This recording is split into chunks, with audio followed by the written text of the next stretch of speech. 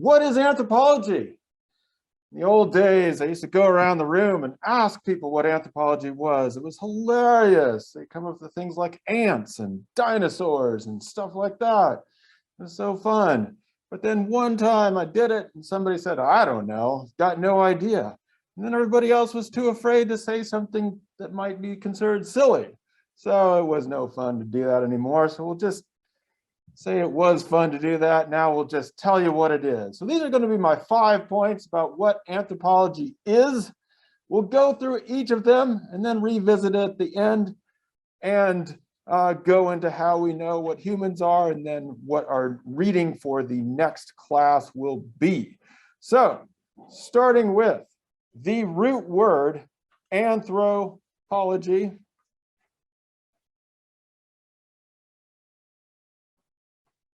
The study of humans. If we break anthropology down into its component 2 words, right? Ology is often that suffix that you see on things like biology and sociology, which means the science or the study of. And anthro is the root for what is human beings, humanity. Probably in the old days when this person was writing, Eric Wolf, the book Anthropology, which came out in the 1960s, we would have said the science of man. But these days we're going to say the study of humans. Eric Wolf's book was, or the author Eric Wolf was the first book of anthropology that I read as a first-year student in college. It wasn't this book, but we'll talk about his other great book, which was called Europe and the People Without History, in the next class when we talk about the history of anthropology. But the basics of it is the study of humans, study of humanity. The second big point that I would want to make about anthropology is that probably the biggest discovery, the most exciting thing that anthropology put out there, and it's so commonplace now that it doesn't seem like a discovery at all, is that many of the differences that we see among human beings are caused by the things that we learn as we are growing up. We learn from our parents and we learn from our peers and we learn from our society. And this is also known as the idea of culture. And everybody knows what culture is now, or we hear it all the time, that people come from different cultural backgrounds and their cultural influences, how you think, behave, and believe. But 100 years ago, that really wasn't on the map. That wasn't something that people thought about. Ruth Benedict's Patterns of Culture was written in 1934 and became a best-selling book that in some ways popularized or took this term culture out into the world. Before that, there were different ideas about why people behaved the way they did. And it's really anthropology that introduced this other idea, that of learned behavior or culture as kind of the primary or most important part for why people do different things and why you can learn different things as you're growing up, speak different languages, all of those things. Ruth Benedict was actually the professor for Eric Wolf, the person we saw before. And if you look very closely at the bottom of that, you will see that the preface was written by Margaret Mead, who was her colleague as well, and is perhaps the most famous anthropologist from the United States. So the idea of learned behavior or culture is crucial to anthropology and one of the big things that they introduced to the discipline. The third point I want to make about anthropology is that it is holistic in the sense that it integrates what some people separate out as human life.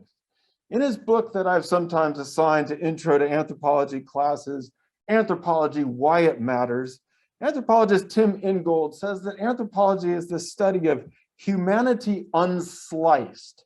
So other disciplines like to slice things up a little bit. They like to study maybe economics or politics or religion. Anthropology tends to tell us how these things are interconnected. And so it's a huge discipline. In effect, it's the only academic discipline that will combine studies of human evolution and human biology, or our biological physical makeup, together with archaeology, material culture, and historical studies, and then also culture, learned behavior, and language. So anthropology considers all of these things to be important and interconnected and integrated or holistic in how we approach or study or see human beings. And so there's several different ways in which that holism comes out. One of the ways that it works out is in what we call 4 fields, what in North America we call the 4 fields of anthropology. And we're going to go through each of them. It's basically these, but in a slightly different configuration. So the founders of anthropology in North America, especially going back to someone we'll talk about in a bit, Franz Boas, conceived anthropology as having 4 different subfields or 4 different fields. The first one we will study here is known as biological anthropology. In the old days, they called it physical anthropology, but it's seen more correctly now to be seen as biological anthropology. There's a book by Sang-Hee Lee, Close Encounters with Humankind, best-selling book right now. We're actually reading it for my anthropological capstone class. But we'll be treating a lot of these kinds of materials when we talk about human evolution and how we became biologically or physically human beings. Second field is that of archaeology, or the study of material culture, material remains. Classically, this is seen as studying societies that were before writing or did not have writing, so there are not literary accounts of what happened. And that's what we'll be looking at a lot in this class, is those societies and what happened in times when people were not recording what happened, not writing it down.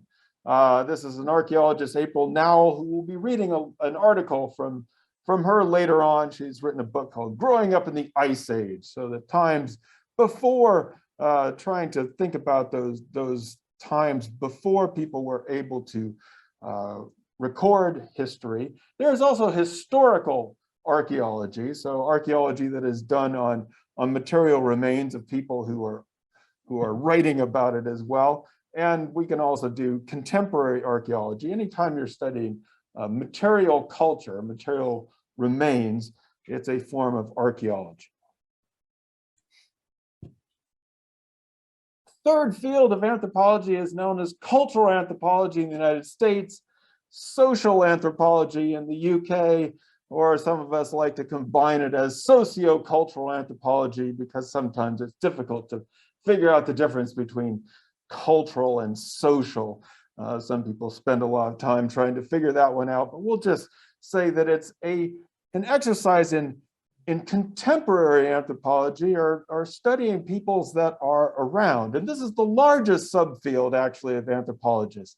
Most people know anthropology as the biological, what we might call the stones and bones side of anthropology, where they do biological and archaeological. But cultural anthropology or social anthropology is actually the largest number of practitioners. So people who look at different social groups.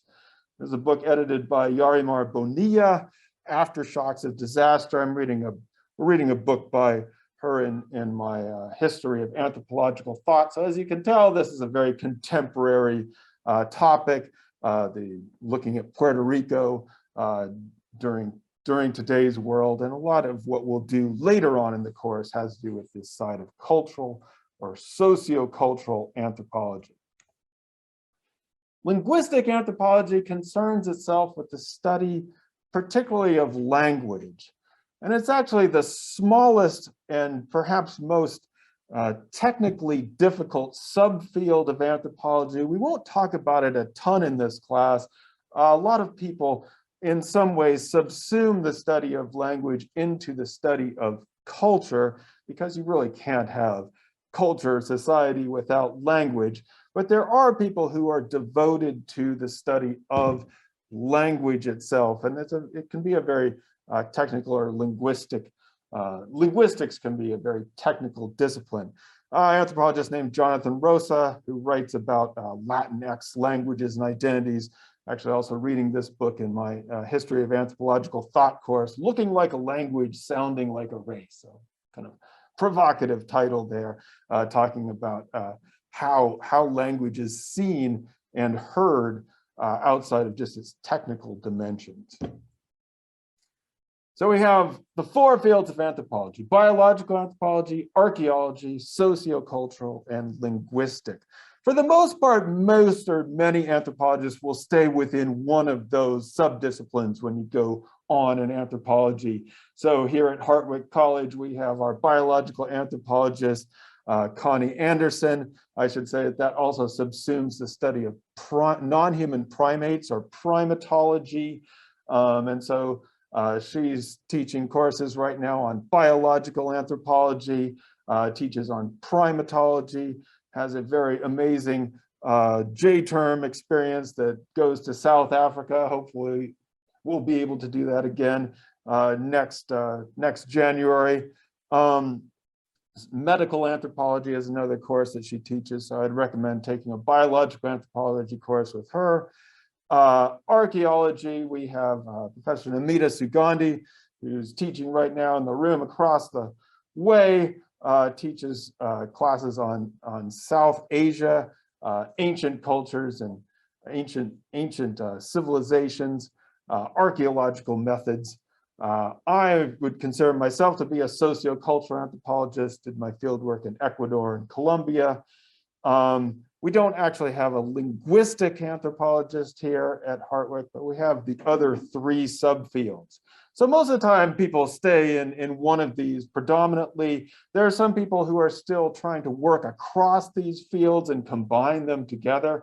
A recent example is Jason De Leon's work on the land of open graves, where he did biological anthropology as well as archaeology on stuff that was happening down on the Mexican-US border and some of the migrant trails there. So I actually, once we read that book in an intro to anthropology class, but great book if you can find it. So anthropology is a holistic field that integrates these different subfields or different aspects of human life. Fourth point that I want to make is how anthropology attempts to, or should try to, include people all over the place, all around the world. And there are several aspects of this. The first that I would say is, ideally, anthropologists we're not trying to study people secretly. We're not trying to study people as if they were under a microscope. We're trying to talk to people and to get their point of view about what's going on. So we're trying to go and study with people and seeking out their knowledge and wisdom about the world. And a lot of the places that anthropologists go are not places that people would normally study, and they're not places that you can even survive in without relying on the people that you are studying with. So ideally, we are studying with people and not trying to do a top-down as if they were insects under a microscope. Anthropology is also comparative in that since we are studying from different places, we are often comparing different societies across space and across time, which means that anthropology has this curious double side where you're doing an intimate individual study of a particular society from a very, very insider perspective, but you're also trying to look outside at the forces of the wider world and compare within a historical and global perspective on how people in any particular society fit into the world. And one of the people who has most helped me understand how anthropology should be or ideally is the anthropologist Michel Rolfe-Trouillot, who was one of my professors in graduate school. His book, Global Transformations in the Modern World, spells out a lot of these things and spells out the idea that we are all interconnected. So a lot of times we've thought that we could keep different societies off in the distance and it wouldn't matter so much what happened in places far away from us. But I think we can tell by now that we are all interconnected, and the fate of any human society is connected to those all around it. And here we are in the phase of Omicron coronavirus. We don't get away with being able to try and put walls up and try and keep people away. We are all interconnected, and we have to understand that. And so with the contemporary issues that we're facing, let us say the health pandemic, the climate crisis, ideas about race and racism, immigration and refugee issues, it is more important than ever to try and figure out how people have dealt with these issues over time. And so my fifth and final point about anthropology is how we can try to use it to take human knowledge and apply it to human problems. The recent book by Mark Schuler, Humanity's Last Stand, which is something we're reading in the anthropological capstone course, but it's about how we need to think about these global issues and take an anthropological perspective on them. In the very old days, anthropology was useful when we thought about human problems such as, well, how do we survive in this environment? And there are different solutions to surviving in an environment, and different societies have different ideas about how to solve these problems or how to think about morality. Increasingly today, we're dealing with the issue that we are confronting our own human problems, problems that we ourselves have created, and how will we dig our way out of those. And so we can still turn to other societies and outside of our elite perspective in order to get insights from people around the world on how people have created sustainable existences over time. So this is what anthropology is. We study humans. We emphasize, our big point was learned behavior or culture, holism, humanity unsliced, the four fields of anthropology, that's inclusive and has a global perspective, and that we can hopefully use it to confront the crises that we are facing as human beings. And so I once thought it was kind of insane that there'd be this huge discipline that said they studied humanity and that they tried to combine biology and evolution together with history and material culture together with culture and language. It sounds like it's too much. But really in today's world, we need a discipline like that. If we're going to confront an issue like racism, then we need to know all kinds of things. We need something that is that big. So if there were no anthropology, I'm now tempted to believe, we would have to invent a discipline like anthropology that at least tries to combine these things and tries to bring a global perspective onto these kinds of intimate issues. So fortunately, I think we do have a discipline that does this. We don't have to invent it. We just have to make it live up to its potential as an academic discipline and as a pursuit if we're going to deal with the things that we need to deal with.